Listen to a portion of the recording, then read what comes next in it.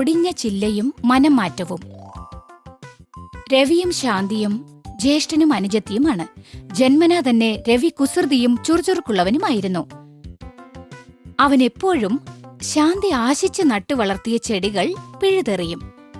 അവന്റെ അമ്മ എത്രയോ ഉപദേശിച്ചിട്ടും അതൊന്നും തന്നെ അവൻ കാര്യമായിട്ടെടുത്തതേയില്ല. അമ്മേ, ഈ രവി എന്ത് പണിയാ ചെയ്തെന്നുണ്ടോ? രവി, നീ അവിടെ എന്ത് ചെയ്യടാ? അമ്മ അടുക്കളയിൽ നിന്ന് കാര്യം തിരക്കാനായി പൂന്തോട്ടത്തിലേക്ക് വന്നു.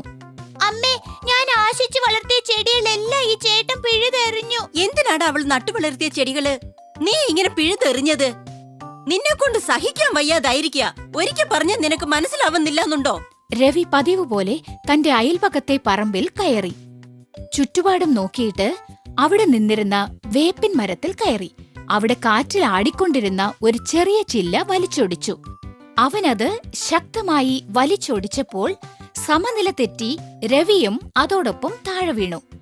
അപ്രതീക്ഷിതമായിട്ടാണ് മരത്തിൽ കയറി നിന്നിരുന്ന രവി ആ ചെറിയ ചില്ലയോടൊപ്പം തന്നെ മരത്തിൽ നിന്ന് നിലംപതിച്ചത്.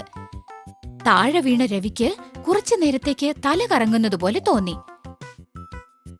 പെട്ടെന്ന് മോനെ മോനെ ആരോ വിളിക്കുന്ന ശബ്ദം കേട്ട് രവി എഴുന്നേറ്റിരുന്ന് ആരാണ് തന്നെ വിളിക്കുന്നത് എന്ന് ചുറ്റുപാടും നോക്കി.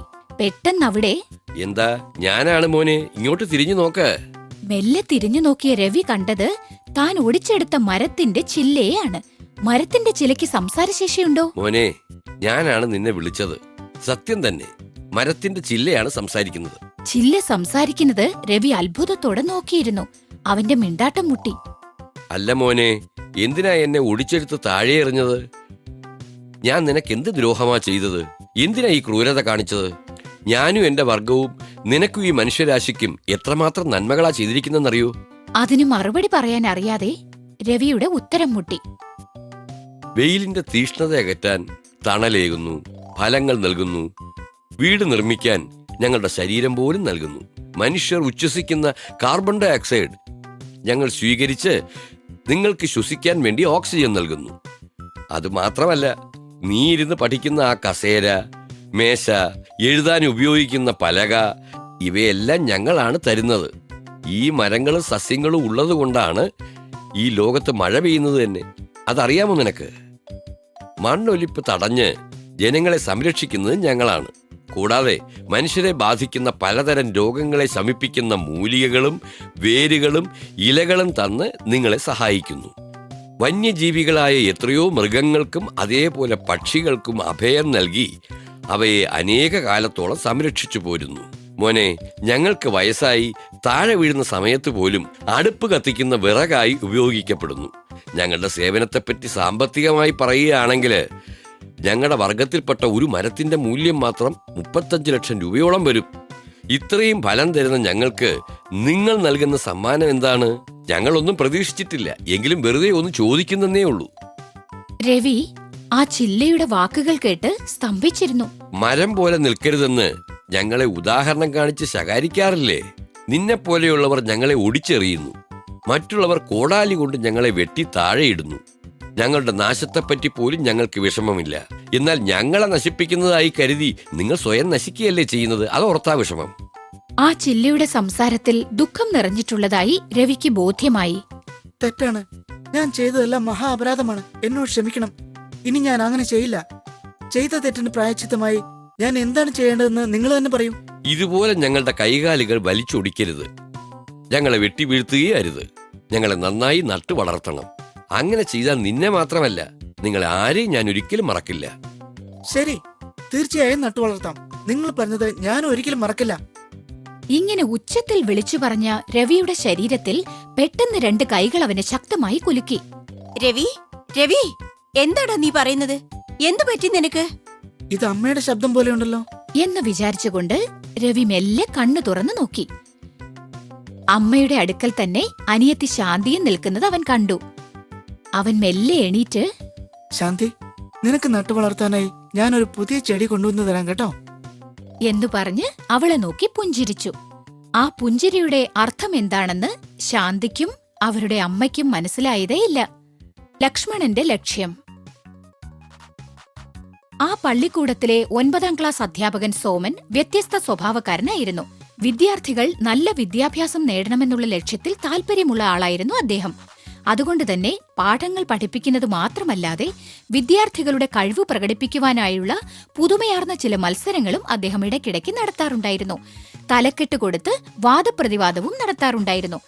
വ്യത്യസ്തമായ തലക്കെട്ടിൽ ലേഖനങ്ങൾ എഴുതാൻ കുട്ടികളെ പ്രചോദിപ്പിക്കും. ചില ചോദ്യോത്തര പരിപാടികൾക്കും ഏർപ്പാട് ചെയ്യും. അന്ന് അദ്ദേഹം അടുത്ത ദിവസം താൻ നടത്താൻ പോകുന്ന മത്സരത്തെപ്പറ്റി വിദ്യാർത്ഥികളെ അറിയിച്ചു. വിദ്യാർത്ഥികളെ, നിങ്ങൾ ഓരോരുത്തരോടും ഞാനൊരു ചോദ്യം ചോദിക്കും.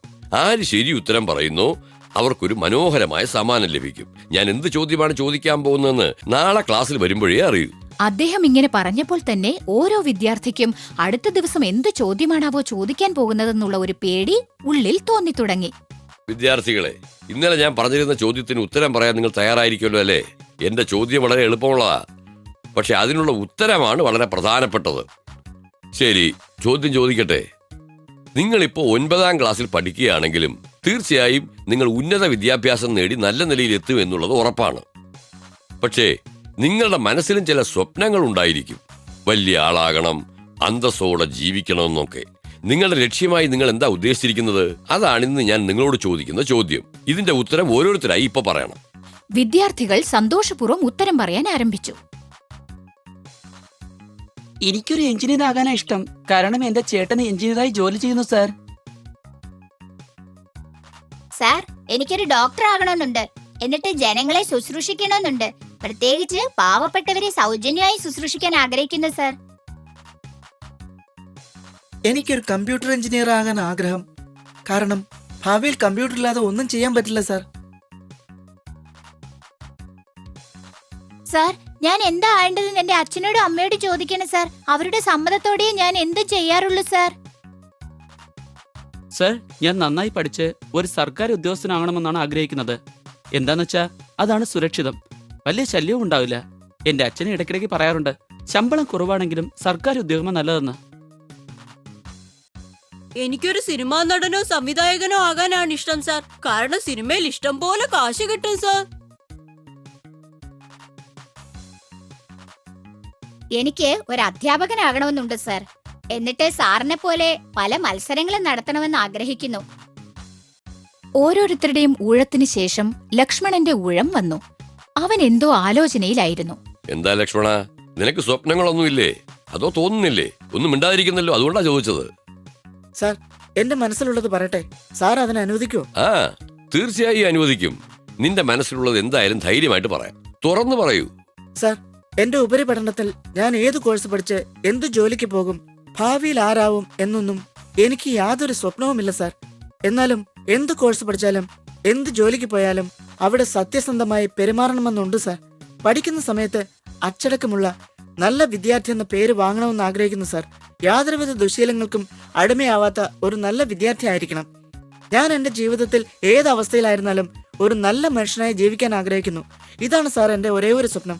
അല്ലല്ല, ലക്ഷ്യമായി സ്വീകരിച്ചിരിക്കുകയാണ് സാർ. മറ്റു വിദ്യാർത്ഥികൾ അവൻ പറഞ്ഞത് അതിശയത്തോടെ കേട്ടുകൊണ്ടിരുന്നു. പ്രായത്തിൽ കവിഞ്ഞ വിവരത്തോടെയുള്ള അവന്റെ സംസാര രീതി ശ്രദ്ധിച്ച അധ്യാപകൻ ഒന്നും പറയാതെ അത്ഭുത പരതന്ത്രനായി നിന്നു. പിന്നീട്, വിദ്യാർത്ഥികളെ, നിങ്ങൾ ഓരോരുത്തരും നിങ്ങളുടെ മനസ്സിലുള്ള സ്വപ്നങ്ങളും സങ്കല്പങ്ങളും എല്ലാം എന്നോട് പങ്കിടുകയുണ്ടായി. എന്നാൽ ആരും ലക്ഷ്മണനെ പോലെ ചിന്തിച്ചതേയില്ല. നമ്മൾ പള്ളിക്കൂടത്തിൽ വരുന്നതും പഠിക്കുന്നതും നല്ല ശീലങ്ങൾ പഠിക്കുന്നതും അച്ചടക്കമുള്ള മനുഷ്യരായി ജീവിക്കാൻ വേണ്ടിയാ. നമ്മുടെ വിദ്യാഭ്യാസം അതിന് പ്രയോജനപ്പെടണം. നാം ഇന്ന് മനുഷ്യരായി ഇരിക്കുന്നു എന്നല്ലാതെ ജീവിക്കുന്നതേയില്ല. അങ്ങനെയല്ലാതെ ലക്ഷ്മണൻ പറഞ്ഞ ലക്ഷ്യത്തോടെ നാം ജീവിക്കുവാൻ ശീലിക്കുകയാണെങ്കിൽ നമ്മുടെ ഭാവി സമൂഹത്തെ ഒരു നല്ല സമൂഹമായി കെട്ടിപ്പടുക്കാനാവും. ഈ വിശ്വാസം വളർത്തിയെടുത്ത് നിങ്ങളോടൊപ്പം എന്നെയും ചിന്തിക്കാൻ പ്രേരിപ്പിച്ച ലക്ഷ്മണന് മഹാത്മാഗാന്ധി എഴുതിയ സത്യശോധന എന്ന പുസ്തകം സമ്മാനമായി നൽകുന്നതിൽ ഞാൻ അഭിമാനിക്കുന്നു എന്നു പറഞ്ഞ് ആ പുസ്തകം അവന് പാരിതോഷികമായി നൽകി. അധ്യാപകൻ പറഞ്ഞതിനോട് അനുകൂലിച്ച് മറ്റു വിദ്യാർത്ഥികൾ ലക്ഷ്മണനെ കരഘോഷത്തോടെ പ്രോത്സാഹിപ്പിച്ചു. അത് ഭാവിയിലെ പുതിയ സമൂഹത്തിന്റെ മാറ്റൊലിയായി അധ്യാപകന് തോന്നി. മാധവന്റെ മാറ്റം. മധു, മധു. എന്താ മോനെ, നിനക്ക് എന്താ വേണ്ടേ? ഞാൻ മാധവന്റെ കൂട്ടുകാരനാ ആന്റി. പേര് രാജീവ്. മാധവനെ കാണാൻ വേണ്ടി വന്നതാ. അവനുണ്ടോ ആന്റി? അവൻ ഇനിയും പള്ളിക്കൂടത്തിന്ന് വന്നിട്ടില്ലല്ലോ മോനെ. ശരി ആന്റി, അവൻ വന്നാ ഞാൻ വന്നിരുന്നെന്ന് പറയണേ ആന്റി. മാധവനും രാജീവും ഒരേ ക്ലാസ്സിൽ പഠിക്കുന്നവരാണ്. അവർ ഉറ്റ ചങ്ങാതികളുമായിരുന്നു. മാധവൻ അതീവ ബുദ്ധിശാലിയും മറ്റുള്ളവർക്ക് ഉപകാരം ചെയ്യുന്നവനുമായിരുന്നു. എന്നാൽ അവൻ ക്ലാസ് റൂമിൽ അടങ്ങിയിരിക്കാറേയില്ല. രാവിലെ പള്ളിക്കൂടത്തിൽ വന്ന് ഹാജരെടുക്കുന്നതുവരെ ക്ലാസ്സിൽ ഇരുന്നിട്ട് സ്കൂൾ ബാഗ് ക്ലാസ്സിൽ വെച്ചിട്ട് പോകും. വൈകുന്നേരം വന്ന് സ്കൂൾ ബാഗ് എടുത്തുകൊണ്ടു പോവുകയും ചെയ്യും. ചിലപ്പോഴൊക്കെ പരീക്ഷയിൽ മാർക്കും വളരെ കുറവായിട്ടേ വാങ്ങാറുള്ളൂ. എന്നാൽ യാതൊരുവിധ ദുശ്ശീലങ്ങളും അവനില്ലായിരുന്നു. അവന്റെ ഉറ്റമിത്രമായ രാജീവ് അവനെ മാറ്റാൻ പരിശ്രമിച്ചിട്ടും അവനിൽ യാതൊരു മാറ്റവും ഉണ്ടാക്കാൻ അവന് സാധിച്ചില്ല. എടാ മാധവ, നമ്മളിപ്പോ 10ാം ക്ലാസ്സിലാണ് പഠിക്കുന്നത്. ഇത് നമുക്കൊരു വഴിത്തിരിവാണ്. ഇപ്പൊ നന്നായി പഠിച്ച് ധാരാളം മാർക്ക് വാങ്ങിയാലേ ഉപരിപഠനത്തിനും ജോലിക്കും പോകാൻ പറ്റൂ. ബുദ്ധിമുട്ട് കാര്യമാക്കാതെ നീ പഠിക്കേ, ഞാൻ നിന്നെ സഹായിക്കാം. എന്നാലും മാധവൻ അതത്ര കാര്യമാക്കിയില്ല. മധ്യവേനൽ പരീക്ഷ കഴിഞ്ഞ് വാർഷിക പരീക്ഷ അടുത്തുകൊണ്ടിരുന്നു. അപ്പോഴാണ് ആ അതിശയം സംഭവിച്ചത്. മാധവൻ പതിവ് പോലെ അല്ലാതെ കൃത്യമായി ക്ലാസ്സിലിരുന്ന് ശ്രദ്ധിക്കാൻ ആരംഭിച്ചു. പാഠങ്ങൾ നന്നായി പഠിക്കാൻ തുടങ്ങി. പഠിത്തത്തിൽ കൂടുതൽ ശ്രദ്ധയും താൽപര്യവും കാണിക്കാൻ തുടങ്ങിയ വിദ്യാർത്ഥിയായി മാറിയ മാധവനെ കണ്ട് മറ്റു വിദ്യാർത്ഥികളും അധ്യാപകരും അവന്റെ അമ്മയും വളരെ അത്ഭുതപ്പെട്ടു. അവന്റെ ഉറ്റമിത്രമായ രാജീവ് ഒരു ദിവസം അവനോട് ചോദിച്ചു, മാധവ, നീ എങ്ങനെയാടാ ഇങ്ങനെ മാറിയത്? അതൊന്നുമില്ലടാ. പറയാൻ ഇഷ്ടമുണ്ടെങ്കിൽ പറയടാ, ഇല്ലെങ്കിൽ വേണ്ട. ഇഷ്ടമില്ലാഞ്ഞിട്ടൊന്നുമല്ല. നിനക്കറിയാലോ, എന്റെ അച്ഛനൊരു ഫാക്ടറിയിലാണ് ജോലി ചെയ്യുന്നത്. എന്റെ ചേട്ടൻ രാവിലെ ഓരോ വീട്ടിൽ ചെന്ന് പത്രം ഇട്ടിട്ട് പിന്നീട് വന്നിട്ടാണ് കോളേജിൽ പോയി പഠിക്കുന്നത്. വൈകുന്നേരം പോലും ഏതോ ഒരു കമ്പനിയിൽ ജോലി ചെയ്തിട്ട് താമസിച്ചാണ് വീട്ടിൽ വരുന്നത്. എന്റെ അമ്മയും 4 വീട്ടിൽ ജോലി ചെയ്ത് കഷ്ടപ്പെട്ടാണ് സമ്പാദിക്കുന്നത്. ഒരു ദിവസം പതിവ് പോലെ ഞാൻ വീട്ടിൽ താമസിച്ചു വന്നപ്പോ എന്റെ അച്ഛനും അമ്മയും ചേട്ടനും സംസാരിക്കുന്നത് ഞാൻ കേട്ടു. നമ്മൾ ഇത്ര പാടുപെട്ട് അധ്വാനിക്കുന്നതൊക്കെ നമ്മുടെ മാധവനെ ഒരു നല്ല നിലയിൽ എത്തിക്കാൻ വേണ്ടിയിട്ടാ. ഞാനോ മര്യാദയ്ക്ക് പഠിച്ചില്ല. അവനെങ്കിലും പഠിച്ചൊരു ഉയർന്ന നിലയിൽ എത്തണമെന്നതായി എൻ്റെ ആഗ്രഹം. ഈ ആഗ്രഹം മാത്രം സഫലമായെങ്കിലും നമ്മുടെ കുടുംബം ഒന്ന് രക്ഷപ്പെട്ട് കിട്ടിയേനെ. അതെ അച്ഛാ, എന്റെ ആഗ്രഹം അത് തന്നെയാ. എനിക്കോ പഠിത്തം തലേ കയറുന്നില്ല. എന്നാൽ മാധവനൊന്നും നന്നായി പഠിച്ചാൽ അവനൊരു നല്ല ജോലി കിട്ടും. അവന്റെ ഉപരിപഠനത്തിന് വേണ്ടി എന്റെ സമ്പാദ്യത്തിൽ നിന്ന് ഒരു ചെറിയ തുക ഞാൻ സ്വരുക്കൂട്ടി വെച്ചിട്ടുണ്ട്. അതെ, എന്റെ ആഗ്രഹവും അതന്നെയാ. അതുകൊണ്ടാ അവൻ എപ്പോ വന്നാലും അവന് സ്നേഹത്തോട് ചോറ് വിളമ്പിക്കൊടുത്ത് നന്നായി നോക്കുന്നത്. ഞാൻ അവനെ പട്ടിണിക്കിടാറേയില്ല. വിഷമിക്കാതിരിക്കമ്മേ, നമ്മുടെ ആഗ്രഹം മാധവൻ തീർച്ചയായും നിറവേറ്റും. ആ വിശ്വാസം എനിക്കുണ്ട്. ഇതൊക്കെ പുറത്തുനിന്ന് ഞാൻ കേട്ടുകൊണ്ടിരുന്നു. എനിക്ക് വേണ്ടി കഷ്ടപ്പെടുന്ന അവരുടെ ആഗ്രഹം എങ്ങനെയെങ്കിലും നിറവേറ്റിയേ പറ്റുമെന്ന് മനസ്സിൽ തീരുമാനിച്ച് അവർക്ക് വേണ്ടി ഞാൻ പാടുപെടുമെന്ന് ഉറച്ചു തീരുമാനിച്ചു. ഇനി മുതൽ അവരുടെ ആഗ്രഹം നിറവേറ്റി അവരെ നന്നായി സംരക്ഷിക്കണമെന്നുള്ളതാ എന്റെ ജീവിത ലക്ഷ്യം. ഇങ്ങനെ സംഭവങ്ങൾ വിശദീകരിച്ചു പറഞ്ഞ് കണ്ണു നിറഞ്ഞ് മാധവനെ നോക്കിക്കൊണ്ട് നിന്ന രാജീവിന് ഒരു കാര്യം വ്യക്തമായി ബോധ്യമായി. ആരൊക്കെ എന്തൊക്കെ ഉപദേശിച്ചാലും ഒരാളെ മാറ്റിയെടുക്കുന്നത് അസാധ്യമാണ്. അതേസമയം സത്യാവസ്ഥ എന്താണെന്ന് വ്യക്തമായി മനസ്സിലാക്കിയ ശേഷം മാറാതിരിക്കുന്നത് ആർക്കും അസാധ്യമായി തീരുന്നു. സഹായിക്കാത്ത സ്നേഹിതൻ. ബാലുവും രാജുവും ഉറ്റ ചങ്ങാതികളായിരുന്നു. രണ്ടുപേരും 8ാം ക്ലാസ്സിൽ പഠിച്ചുകൊണ്ടിരുന്നു. പള്ളിക്കൂടത്തിലേക്ക് ഒന്നിച്ചാണ് പോയിരുന്നത്. പരസ്പരം സഹായിക്കുകയും ചെയ്യുമായിരുന്നു. പള്ളിക്കൂടത്തിൽ ഉച്ചഭക്ഷണ സമയത്ത് പരസ്പരം പങ്കിട്ട് കഴിക്കുന്ന കൂട്ടത്തിലുമായിരുന്നു അവർ. പരീക്ഷാ സമയത്തായാലും രണ്ടുപേരും ഒരുമിച്ചിരുന്ന് പാഠങ്ങൾ പഠിക്കാറുണ്ടായിരുന്നു. അത്രയ്ക്കടുപ്പമുള്ള സൗഹൃദം, ഇണപിരിയാത്ത മിത്രങ്ങൾ. അധ്യാപകരും സഹവിദ്യാർത്ഥികളും ഈ സൗഹൃദം കണ്ട് അതിശയിച്ചിരുന്നു. ഇക്കാലത്തും ഇത്ര സ്നേഹമുള്ള സുഹൃത്തുക്കളെ കാണാൻ കഴിയുന്നല്ലോ എന്ന അത്ഭുതം. ഇങ്ങനെയായിരുന്നു മുൻപ്. പക്ഷേ ഇപ്പോഴത്തെ സ്ഥിതി എന്താണ്? ഒരാളെ കാണുമ്പോൾ തന്നെ മറ്റേയാൾ മുഖം തിരിച്ചു പോവുകയാണല്ലോ. എന്തുപറ്റി? ഇവർക്കിടയിൽ എന്താണ് സംഭവിച്ചത്? ഇതാ ബാലു നടന്നത് എന്താണെന്ന് പറയുന്നു. നമുക്ക് കേൾക്കാം. ഞങ്ങൾ രണ്ടുപേരും വേർപിരിഞ്ഞത് സത്യത്തിൽ കയ്പുള്ള അനുഭവം തന്നെയാണ്. ഞാൻ രാജുവിനെ എത്രയോ സഹായിച്ചിട്ടുണ്ട്, വിട്ടുവീഴ്ച ചെയ്തിട്ടുണ്ട്. എന്തിന്? ക്ലാസ്സിൽ അവന് കിട്ടേണ്ട ശിക്ഷ ടീച്ചറിൽ നിന്ന് ഞാൻ വാങ്ങിയിട്ടുണ്ട്. അവനു വേണ്ടി എന്നാലാവുന്ന എല്ലാ സഹായങ്ങളും ഞാൻ ചെയ്തു കൊടുത്തിട്ടുമുണ്ട്. ഒരു ദിവസം പരീക്ഷയായിരുന്നു. അപ്പോൾ അവന് കോപ്പി അടിക്കാനായി എന്റെ പരീക്ഷ പേപ്പർ ചോദിച്ചു. ഞാൻ അവനോട് കോപ്പി അടിക്കുന്നത് വലിയ തെറ്റാണ്, ഞാൻ തരില്ലെന്ന് പറഞ്ഞു. അതുകൊണ്ട് അവൻ വല്ലാതെ അസ്വസ്ഥനായി. അടുത്ത ദിവസം കണക്ക് പരീക്ഷയായിരുന്നു. അവൻ എന്റെ പേപ്പർ വാങ്ങിച്ചിട്ട് അതിൽ എന്തൊക്കെയോ കുത്തി വരച്ചു വെച്ചു. അപ്പോഴെനിക്ക് അവനോട് വല്ലാത്ത ദേഷ്യം തോന്നി. പിന്നെ ഞാൻ മിണ്ടാറയില്ലായിരുന്നു. എടാ ബാലു, നീയൊക്കെ ഒരു കൂട്ടുകാരന് പരീക്ഷയിൽ കോപ്പി അടിക്കാൻ പേപ്പർ ചോദിച്ചപ്പോ ഇതൊരു ചെറിയ ഉപകാരമല്ലേ? അതുകൊണ്ട് നിനക്കെന്ത് സംഭവിക്കാനാ? ഇതുപോലത്തെ ചെറിയ ഉപകാരമൊന്നും എന്നിൽ നിന്ന് നീ ഒരിക്കലും പ്രതീക്ഷിക്കണ്ട. ഞാൻ ചെയ്യേയില്ല. നിനക്ക് മാത്രമല്ല, ഞാൻ ആർക്കും ഈ ഉപകാരം ചെയ്യില്ല. ഇന്നു മുതൽ ഞാൻ നിന്നോട് സംസാരിക്കുകയില്ല. ഇത്രയും കാലം നീ എന്റെ കൂട്ടുകാരനായിരുന്നതിന് വളരെ നന്ദി. ദുഷ്ടമിത്രത്തോട് ഇടപഴകുന്നതിനേക്കാൾ മിത്രമില്ലാതിരിക്കുന്നതല്ലേ എത്രയോ ഭേദം. അതും കോപ്പി അടിക്കുന്നത് ചെറിയ തിന്മകൾക്ക് വഴികാട്ടിയായി തീരുകയും ചെയ്യും. അതുകൊണ്ടാണ് അന്നു മുതൽ ഞാൻ രാജുവായിട്ടുള്ള സൗഹൃദം അവസാനിപ്പിച്ചത്. നമ്മുടെ സുഹൃത്തുക്കൾക്ക് എന്ത് ഉപകാരം വേണമെങ്കിലും നമ്മൾ ചെയ്തു കൊടുക്കാം, പക്ഷേ പരീക്ഷയിൽ കോപ്പി അടിക്കാൻ പാടില്ല. അങ്ങനെയുള്ള സുഹൃത്ത് ബന്ധം ഉപേക്ഷിക്കുന്നതാണ് നല്ലത്. ഇതാണ് എന്റെ അഭിപ്രായം. ഞാൻ എന്തുകൊണ്ടാണ് രാജുവായിട്ട് കൂട്ടുകൂടാത്തെന്നുള്ള കാരണം ഞാൻ പറഞ്ഞു കഴിഞ്ഞു. ഇനി നിങ്ങളാ തീരുമാനിക്കേണ്ടത് ഞാൻ ചെയ്തത് ശരിയാണോ തെറ്റാണോ എന്ന്. ഗണപതിയുടെ ചോദ്യങ്ങൾ. രവിയും ഗോപാലും ഒരേ ക്ലാസ്സിൽ പഠിക്കുന്ന വിദ്യാർത്ഥികളാണ്. ഗോപാൽ ക്ലാസ്സിൽ 1-ാം സ്ഥാനം കരസ്ഥമാക്കാറുള്ള വിദ്യാർത്ഥിയാണ്. അവന്റെ നേരം പോക്ക് ടെലിവിഷൻ കാണുന്നതും കളിക്കുന്നതും ചലച്ചിത്രം കാണുന്നതുമായിരുന്നു. എന്നാൽ രവി വളരെ ഉത്തരവാദിത്വമുള്ളവനായിരുന്നു. കളിക്കാതെ ടെലിവിഷൻ കാണാതെ തന്റെ അധിക സമയവും ഗണപതി ഭഗവാനെ പ്രാർത്ഥിക്കുന്നതിനായി ചിലവാക്കുമായിരുന്നു. താൻ ക്ലാസ്സിൽ 1-ാം സ്ഥാനം കരസ്ഥമാക്കണമെന്നും അതിനുവേണ്ടി തേങ്ങ ഉടയ്ക്കാമെന്നും നേർന്നുകൊണ്ടിരുന്നു. എന്നാൽ അവൻ ക്ലാസ്സിൽ 2-ാം സ്ഥാനത്തോ 3-ാം സ്ഥാനത്തോ മാത്രമേ എത്താറുണ്ടായിരുന്നുള്ളൂ. ഇത്തവണ അവന് 4-ാം സ്ഥാനമേ കിട്ടിയുള്ളൂ. രവിക്കൊന്നും മനസ്സിലായില്ല. ആരോടും സംസാരിക്കാതെ പള്ളിക്കൂടത്തിൽ നിന്ന് വീട്ടിലേക്ക് വന്ന അവൻ അമ്മയുടെ ചോദ്യത്തിനു പോലും മറുപടി പറയാതെ തന്റെ മുറിയിൽ കയറി ഇരിപ്പായി. പിന്നീട് അവൻ താൻ വാങ്ങിച്ചു വെച്ചിരിക്കുന്ന ഗണപതി ഭഗവാന്റെ ചിത്രം എടുത്തുവെച്ച് ആ ചിത്രത്തിൽ നോക്കി മൗനമായി ഇരുന്നു. പെട്ടെന്ന് ആരോ അവന്റെ പേര് പറഞ്ഞു വിളിക്കുന്നത് പോലെ അവന് തോന്നി. രവി, രവി. ആരത്? എന്താ ഇത്? അവന് വിശ്വസിക്കാനായില്ല. അവിടെ ഗണപതി ഭഗവാൻ നിൽക്കുന്നു. അതിശയം കൊണ്ടും ആനന്ദം കൊണ്ടും അവനൊന്നും സംസാരിക്കാനാവാതെ ഗണപതി ഭഗവാനെ എന്ന് പറഞ്ഞ് സാഷ്ടാംഗം പ്രണമിച്ചു. എഴുന്നേൽക്കൂ രവി, എഴുന്നേൽക്കൂ. രവി എഴുന്നേറ്റ് നിന്നു. അവന്റെ കണ്ണുകൾ നിറഞ്ഞു, കണ്ണുനീരൊഴുകിക്കൊണ്ടിരുന്നു. കരയുന്നത് നിർത്തിയിട്ട് എന്നെ നോക്കൂ. എന്തിനാ കൊച്ചു കുഞ്ഞുങ്ങളെ പോലെ കരയുന്നത്? ഞാൻ എങ്ങനെ കരയാതിരിക്കും? ഞാൻ എത്രയോ പ്രാർത്ഥിച്ചതല്ലേ. എന്നാലും ഈ പരീക്ഷയിൽ എനിക്ക് 4-ാം സ്ഥാനമല്ലേ കിട്ടിയുള്ളൂ. പിന്നെ എന്റെ മനസ്സ് വേദനിക്കാതിരിക്കുമോ? ശരി, ഞാൻ ചില ചോദ്യങ്ങൾ ചോദിക്കാം, അതിനുള്ള ഉത്തരം പറയണം. പിന്നീട് എന്തുകൊണ്ടാണ് നിനക്ക് 4-ാം സ്ഥാനം കിട്ടിയതെന്ന് മനസ്സിലാവും. ശരി. പരീക്ഷാ ദിവസങ്ങളിൽ നീ രാവിലെ എത്ര മണിക്കാണ് ഉണർന്നത്? 4 മണിക്ക് ഉണർന്നു. ശരി, ഉണർന്നിട്ട് എത്ര പാഠങ്ങൾ എത്ര പ്രാവശ്യം പഠിച്ചു? രവി മിണ്ടാതെ നിന്നു. വൈകുന്നേരം വീട്ടിലെത്തിയ ശേഷം എന്താണ് ചെയ്തത്? ഭഗവാന്റെ ചിത്രം എടുത്തു വെച്ച് പ്രാർത്ഥിച്ചുകൊണ്ടിരുന്നു. പിന്നീട് അങ്ങയുടെ അമ്പലത്തിലേക്ക് വന്ന് 2 മണിക്കൂറിലും ഉപരി പ്രാർത്ഥിച്ച് വഴിപാട് നടത്തി. വൈകുന്നേരം മുതൽ രാത്രി വരെ എത്ര മണിക്കൂർ നീ പഠിച്ചു? അരമണിക്കൂറേ പഠിച്ചു കാണൂ. ക്ലാസ്സിൽ അധ്യാപകൻ പഠിപ്പിച്ചു തന്നപ്പോൾ അത് നന്നായി ശ്രദ്ധിച്ചിരുന്നോ? ഒന്നും ശരിയായി ശ്രദ്ധിക്കാതിരുന്നതോർത്തപ്പോൾ രവി ശാന്തനായി നിന്നു. എത്ര തവണ നീ ലൈബ്രറിയിലേക്ക് പോയി? ഒരു തവണ പോലും പോയിട്ടേയില്ല എന്നുള്ളത് അപ്പോഴാണ് അവൻ ഓർമ്മിച്ചത്. അപ്പോൾ പഠിക്കാനുള്ള യാതൊരു പരിശ്രമവും ചെയ്യാതെ എന്നെ തൊഴുന്നതിന് മാത്രം അധികം സമയം നീ ചെലവാക്കിയിരിക്കുന്നു, അങ്ങനെയല്ലേ രവി? രവിക്ക് ആ ചോദ്യത്തിന് ഇല്ലെന്ന് തലയാട്ടാനേ കഴിഞ്ഞുള്ളൂ. അങ്ങയെ തൊഴുതാൽ നന്നായി പഠിത്തം വരുമെന്ന് എല്ലാരും പറയുന്നുണ്ടല്ലോ. നന്മകൾ ഉണ്ടാവെന്ന് പറയുന്നല്ലോ.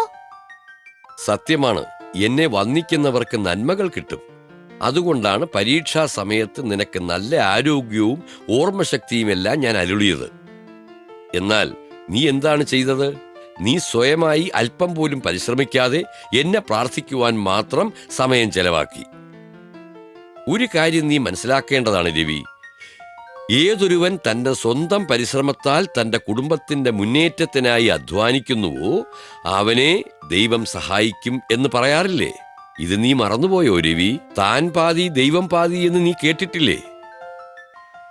നിന്നിൽ വിശ്വാസം അർപ്പിച്ച് നിന്റെ സ്വന്തം പരിശ്രമത്തെ ഉപയോഗിച്ച് കൂടുതൽ നന്നായി പഠിച്ചിരുന്നെങ്കിൽ നീ എളുപ്പത്തിൽ 1-ാം സ്ഥാനം കരസ്ഥമാക്കിയേനെ. നിന്റെ കൂട്ടുകാരൻ ഗോപാലിനെ തോൽപ്പിച്ചിരുന്നേനെ. എന്നാൽ ഇത് ചെയ്യാൻ നീ മറന്നുപോയി. അതുകൊണ്ടാണ് ഇത്തവണ 4-ാം സ്ഥാനത്തേക്ക് പോയത്. മറ്റൊരു കാര്യം, നിന്റെ അധ്വാനവും പരിശ്രമവുമാണ് എനിക്ക് വളരെ ഇഷ്ടം. അല്ലാതെ നീ എനിക്ക് തരാമെന്ന് പറഞ്ഞ തേങ്ങയോ വാഴപ്പഴമോ അല്ല. ദൈവത്തോട് ഒരിക്കലും വിലപേശാൻ പാടില്ല, അറിയാമോ? ഇനി മുതൽ ഞാൻ പറഞ്ഞത് ഓർമ്മയിൽ സൂക്ഷിച്ചു വച്ച് അതിൻ പ്രകാരം പ്രവർത്തിച്ചാൽ ഇനിയുള്ള പരീക്ഷകളിൽ എല്ലാത്തിനും നീ 1-ാം സ്ഥാനത്തെത്തും. മനസ്സിലായോ? എന്ന് ഭഗവാൻ അരുളി ചെയ്തു. മനസ്സിലായി ഭഗവാനെ. ഇനി അങ്ങ് പറഞ്ഞതുപോലെ ഞാൻ പ്രവർത്തിക്കും ഗണപതി ഭഗവാനെ എന്നു പറഞ്ഞുകൊണ്ട് രവി വേഗം കണ്ണു തുറന്നു നോക്കി. പക്ഷെ അവിടെ ഗണപതി ഭഗവാനെ കണ്ടില്ല. അവൻ വെച്ചിരുന്ന പുസ്തകവും ഗണപതി ഭഗവാന്റെ ചിത്രവും വെവ്വേറെയായി താഴെ വീണ് കിടന്നിരുന്നു. ഗണപതി ഭഗവാന്റെ ചിത്രം ഒരിടത്തെടുത്തു വെച്ചിട്ട് മെല്ലെ തന്റെ പുസ്തകമെടുത്ത് അവൻ പഠിക്കാൻ ആരംഭിച്ചു. ഇപ്പോൾ അവന്റെ കണ്ണിലെ കണ്ണുനീർ തുള്ളികൾ വറ്റിപ്പോയിരുന്നു. നല്ല സന്തോഷവാനായി കാണപ്പെട്ടു. ഇതൊക്കെ കണ്ടുകൊണ്ടിരുന്ന ചിത്രത്തിലെ ഗണപതി ഭഗവാൻ മൗനമായി ചിരിച്ചുകൊണ്ടിരുന്നു.